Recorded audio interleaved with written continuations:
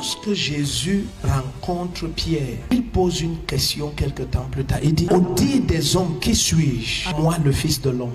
Pierre, qui était très bavard à l'époque, il est le premier à réagir quand Jésus dit, ok, vous, qui dites-vous que je suis? Pierre dit, tu es le Christ, tu es le Fils du Dieu vivant.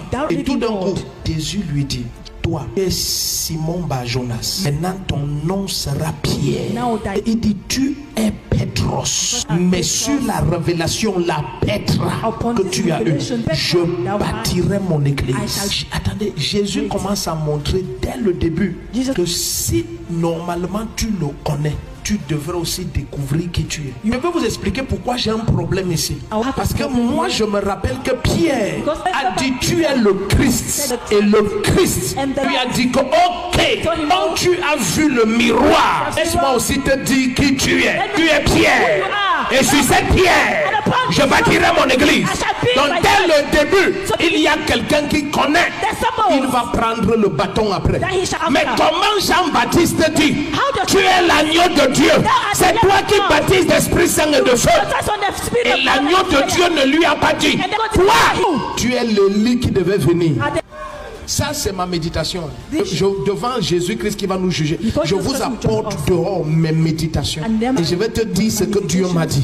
Ta vie va... It will turn like this. Et je me suis rappelé que, mais, pourquoi il y a une différence?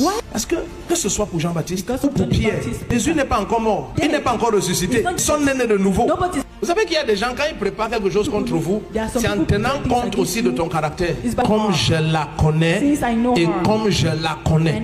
Donc c'est un projet fait à ta taille. Allons-y doucement. Il lui demandait, quoi donc? Es-tu Élie? Et il dit, je ne le suis pas. C'est ici qu'on a décidé sur sa tête. Quand vous causez avec les gens dont vous ne connaissez pas l'identité, ne vous pressez pas de parler. Un jour, j'ai prié pour un jeune cadre ingénieur d'une société de téléphonie mobile ici à Yaoundé. Il était très possédé. Et la dame qui parlait quand ce démon partait, elle a donné son nom, les détails, comment elle a détruit sa vie et tout. Et elle est partie. Je suis rentré voir ses parents, j'avais conduit vers lui. Je leur ai demandé que tout à l'heure, votre fils a été délivré.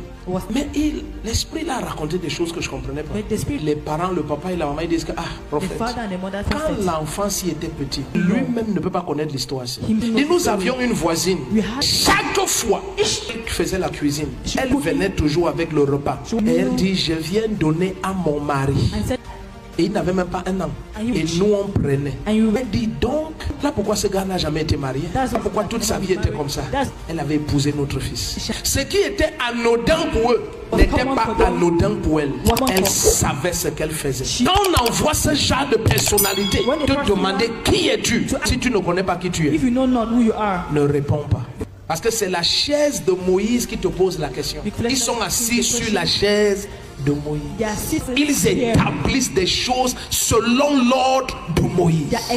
Et ils te demandent, est-ce que tu as l'onction d'Élie? Est-ce que tu es capable de commander que le feu descende du ciel? Est-ce que tu es capable de détruire une armée de soldats? Jean-Baptiste dit non. Pourtant Dieu avait dit oui, il viendra avec l'esprit et la puissance. Mais Satan qui connaissait qui est venu, lui il a préparé l'onction de Jézabel. Parce que si l'onction d'Élie vient, il faut l'onction de Jézabel. Pendant que l'enfer préparait Hérodiade, parce que l'enfer connaissait qui est venu, celui-même qui est venu ne connaissait pas qui il est. Je ne sais pas le challenge que tu as rencontré qui te bloque depuis des années, parce que le challenge là connaît qui tu es. Au nom de Jésus-Christ, la lumière qui t'atteint, tu vois ce challenge et tu avances.